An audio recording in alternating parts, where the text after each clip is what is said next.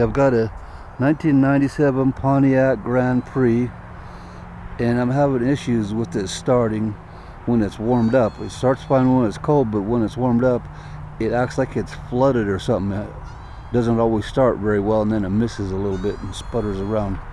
It's got a 3.8 3800 Series 2 in it, and first thing you got to do, you got to take this cover off right here. And to do that, you got to pull this off, unscrew it, lift it off, and then this cover comes right off. Yeah, I took this oil spout off. I'm going to put it back into the valve cover so that it doesn't get any dirt inside. Next thing I got to do is remove this fuel rail right here. This is the fuel rail. I got to undo the bolts that hold it down.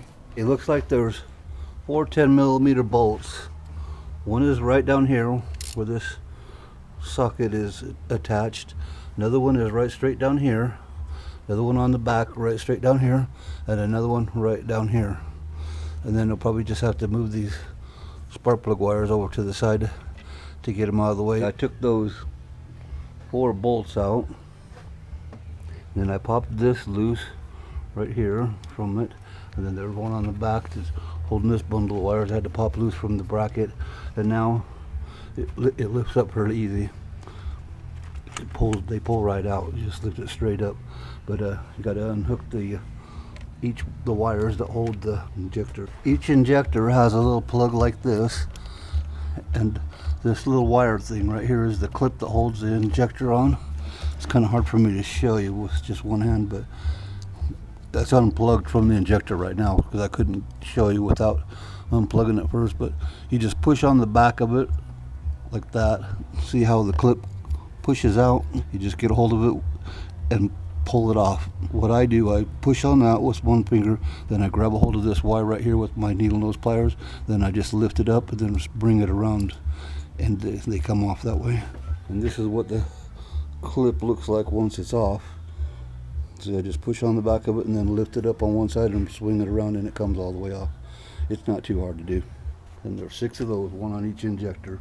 After you get those off, you unplug the injectors, the wire. You have to undo this vacuum line right here that goes over top of it. Swing it out of the way.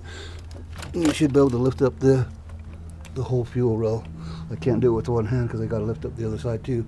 But I'm going to try doing it without pulling the 2 fuel inlet and fuel outlet lines off. And then to remove the injectors, you just got to grab a hold of both sides of it with your finger, is what I did on this one, and just pull this little clip off right here, and then the injector should slide right out of the rail like this.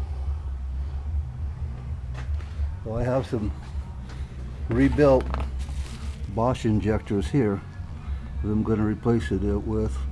They say the Bosch ones are supposed to be good, some of the better ones, so hope they do me a good job. I'm going to put these in it. Now I'm going to lubricate the O-rings right here on each end of the injector with a little bit of petroleum jelly. You just put it on the O-ring like that on both sides before you put them back in. And then you just push the injector back in. You have to use the petroleum jelly to lubricate it, otherwise it'll be really hard to push in. You push it all the way down in, then you just take this clip, put it right here, and just snap it back into place. Then you just do that with all of them. Once you get all the injectors installed on the fuel rail, turn them so that the plug is on the outside on every one of them, so that you'll be able to get to the plug to plug the wire back in once you get it back on there.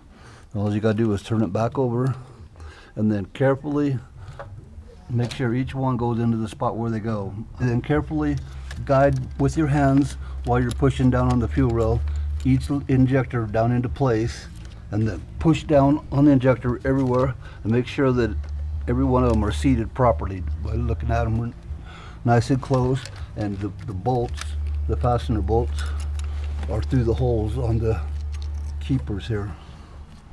See, all these bolt holes have to be lined up. I don't know if you can see it. Here's the one on the front. You might be able to see this one. All these bolts have to be pushed back through the hole so you can put the nuts back on. And just make sure it's all the way down. Just inspect each one of the injectors, all 6 of them, to make sure all of those are down.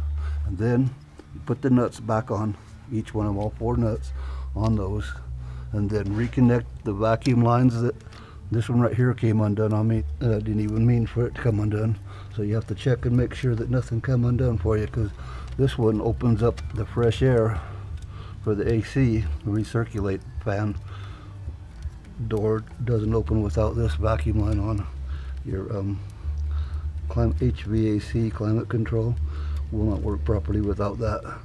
So make sure that you got that hooked back up. That goes up right into the firewall. Once you get all the bolts tightened down to hold the fuel rail down, then you get the clips and you put them back on these plugs. You probably didn't have to take them completely off, but that's how I always do it.